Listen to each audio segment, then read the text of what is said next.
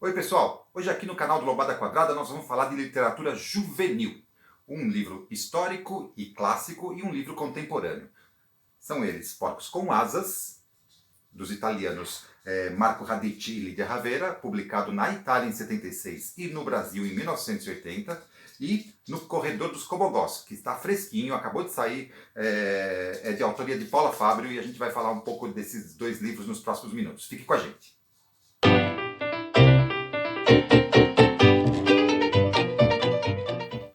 Bom, o primeiro livro que a gente vai comentar hoje é o Porcos com Asas. É um livro publicado em 1976 na Itália e que chegou no Brasil em 1980.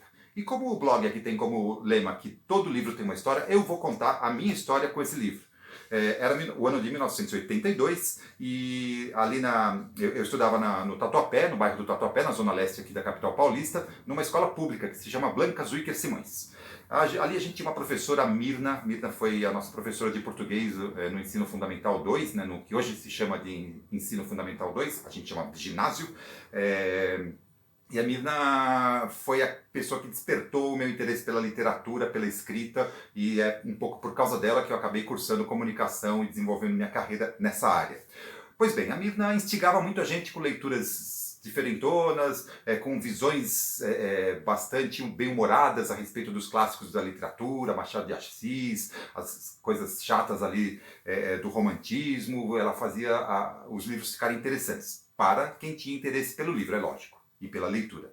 Eu era um desses. E na virada do semestre de 82, a gente estava na oitava série, ela nos disse para comprar o Porcos com Asas, que era um livro então ainda recém-lançado pela Brasiliense, na coleção Cantadas Literárias. Esse livro inaugurou essa coleção, que depois teve alguns dos clássicos como Morangos Mofados, do Caio Fernando de Abreu, e alguns outros livros, todos sempre voltados para o público juvenil. E era uma coleção de muito sucesso. Pois bem, depois que ela deu o nome do livro, eu, como sempre fazia, corri na manhã seguinte até o Bazar e Papelaria Kyoto, que era o único lugar no Tatuapé onde a gente conseguia encomendar livros, porque não tinha uma mísera livraria no Tatuapé em 1982. Demorava alguns dias para eles irem na cidade, ou seja, no centro, comprar o livro e trazer para a gente. Eu ficava na espera, muitos dos colegas faziam encomenda, outros sequer compravam e esperavam que alguém da turma resumisse para ajudar na hora da prova. Mas eu estava esperando a chegada do livro quando um dia Mirna entra na sala de aula dizendo: gente, não vai ter mais o livro, a leitura de Porcos com Asas. Substituiu por um outro livro qualquer. Todo mundo ficou curioso, mas por que aconteceu? E ela explicou que tinha sido chamada na diretoria e que o conteúdo do livro era muito indecente para alunos da nossa idade. E isso tinha sido motivado por um diligente pai de uma das nossas colegas que, trabalhando no centro, comprou o livro, mais diligente ainda, resolveu ler, e quando abriu na primeira página do romance, se deparou com uma cena de masturbação feminina da jovem Antônia, uma das protagonistas de Porcos com Asas, se masturbando com muitos palavrões, muitas alusões explícitas a sexo.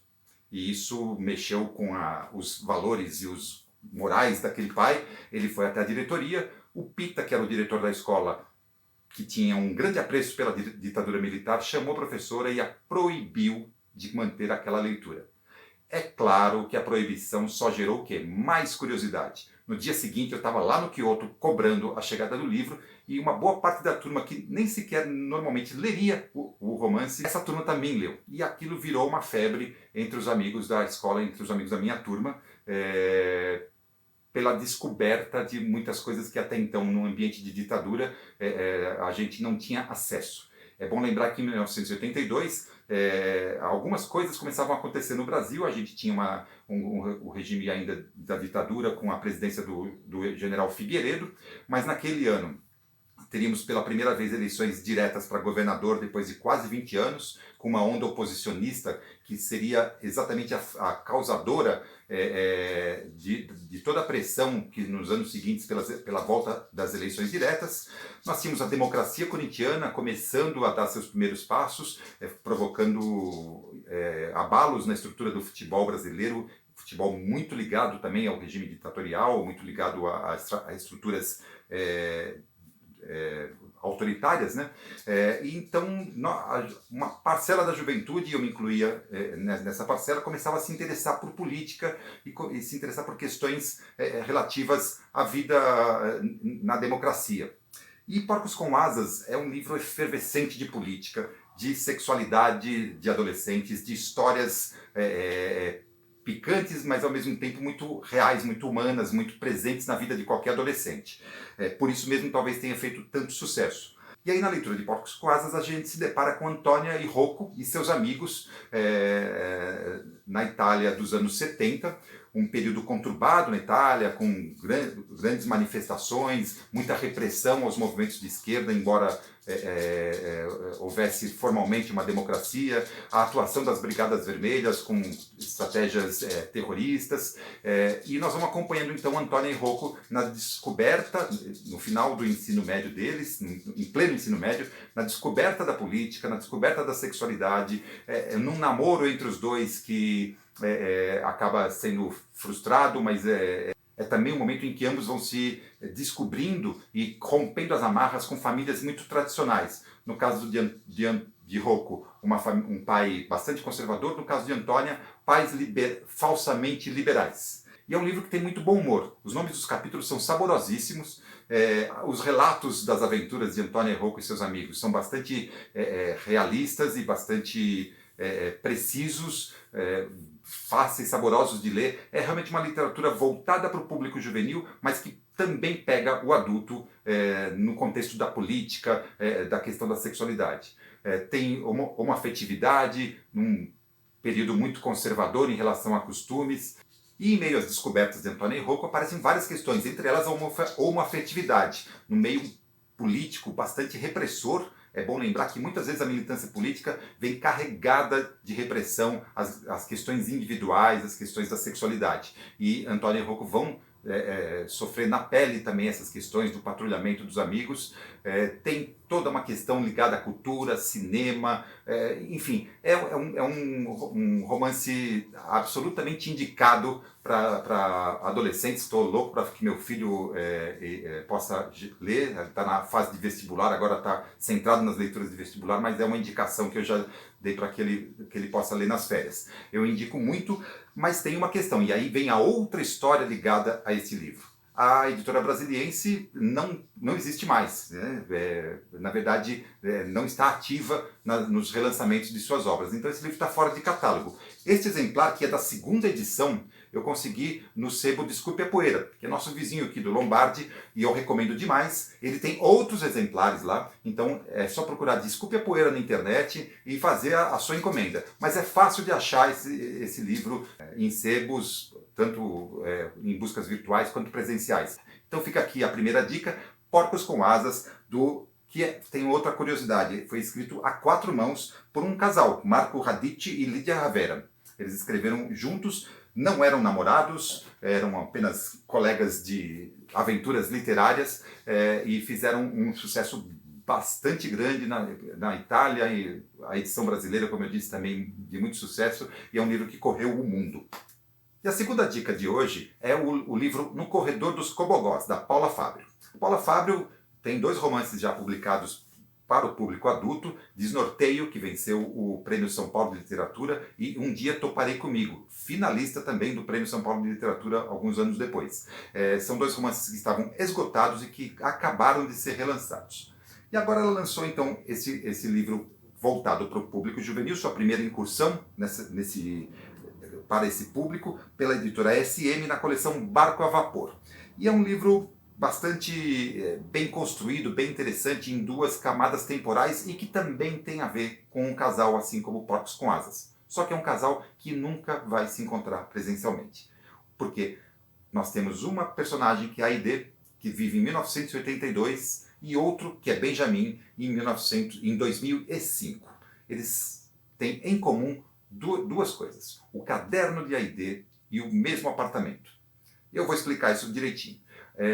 A Aide mora em 1982, próximo à Avenida Ana Costa, em Santos, na cidade de Santos. É uma das grandes avenidas da cidade, muito perto da praia, num prédio que é muito também típico da arquitetura santista. Ele é baixo, comprido, com muitos apartamentos, todos kitnets, e é muito voltado para os veranistas, para quem vai passar o período de férias lá. Nós estamos no mês de julho de 82, faz muito frio e a Aide mora com a mãe e são algumas das poucas moradoras fixas permanentes daquele prédio. Então é uma solidão muito grande na vida dessa menina. Ela não tem contato com outras crianças, a não ser na época do verão.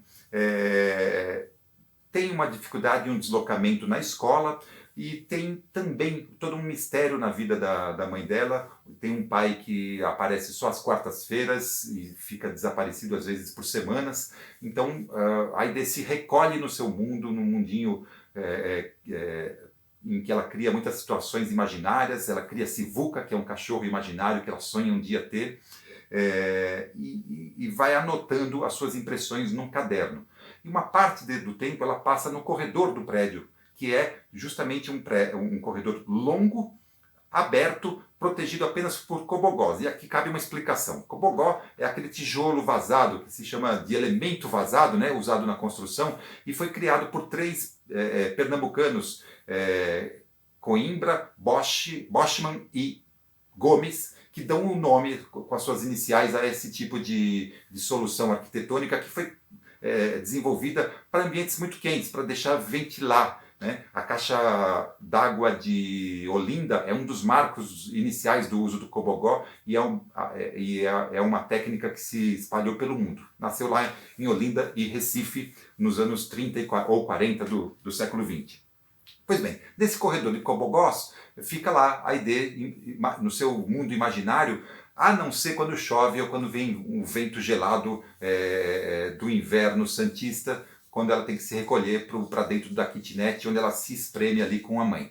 A vida de Aide começa a mudar num momento em que ela desobedece a mãe e sai pelas ruas de Santos sem meio, sem rumo e presencia um acidente. Eu não vou falar, o acidente é triste, não vou falar exatamente qual é, vocês podem conferir isso na leitura, é logo no começo do livro, mas ao presenciar esse acidente, ela se aproxima de Michel, que é um artista plástico já de seus 70 e poucos anos, que mora próximo da casa de Aide. Ele é francês, é um homem de muita cultura, de muitos livros, e aquele mundo fascina a Aide. Ela se aproxima dele, começa a receber dele livros, dicas de filosofia, explicações de palavras que ela não entende, e esse fascínio pelo Michel vai inclusive causar desconfianças por parte da mãe dela e alguns conflitos.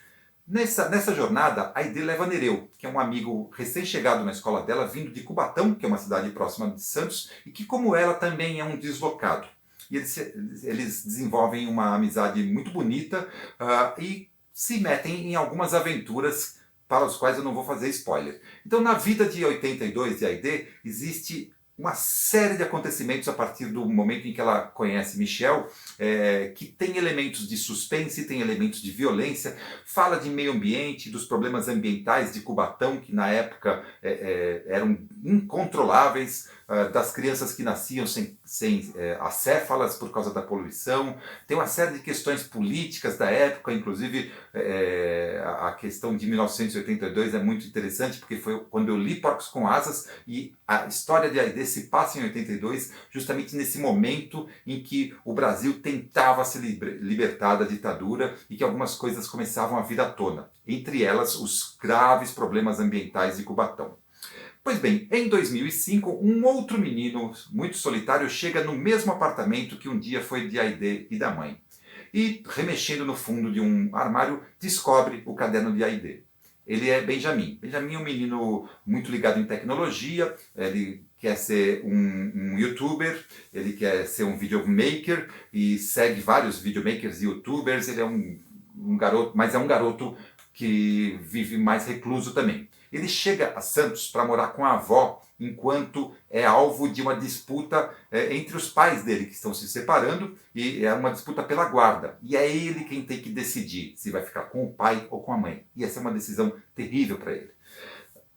Para fugir dessa questão e para fugir desse dilema, o Benjamin mergulha muito nos cadernos de Aide. E é curioso, porque ele se apaixona por Aide, que se fosse ainda vizinha dele, seria uma mulher de mais de 40 anos, enquanto ele ainda é um adolescente. Nesse percurso, não é com a avó que ele consegue desabafar. Ele trava uma amizade na praia com uma vendedora de milho, a mulher que tem uma barraca chamada Show do Milhão. E isso é muito divertido, mas é uma mulher que tem uma vivência e que consegue captar as questões pelas quais passa Benjamin, preocupando-se com a fixação dele pela tal da ID, que ninguém conhece, que ninguém viu, e que vai ser uma espécie de uma guia, de quase uma psicóloga informal praieira do Benjamin. Então, basicamente, essa é a trama de No Corredor dos Cobogós. 2 camadas de tempo muito bem construídas, os capítulos entre 82 e 2005 vão se alternando, e, na verdade, a partir de um determinado momento, a gente começa a saber de boa parte do que a ID fez pela leitura que Benjamin faz dos seus cadernos. É um romance engenhoso, saboroso, leve, divertido e, ao mesmo tempo, com questões profundas para fazer adolescentes e adultos pensarem. Então, essas são as 2 dicas de hoje, 2 livros juvenis que adultos devem e podem ler. Vocês podem correr atrás, como eu disse, ir no sebo, e a gente recomenda aqui o Desculpe a Poeira para conseguir uma edição de Porcos com Asas, e já tem nas livrarias o No Corredor dos Cobogós. Por hoje é isso, gente, e fique atento às próximas publicações, seguindo aqui o nosso canal Lombada Quadrada no YouTube e também nos seguindo nas redes sociais. Tem Lombada Quadrada para todo lado.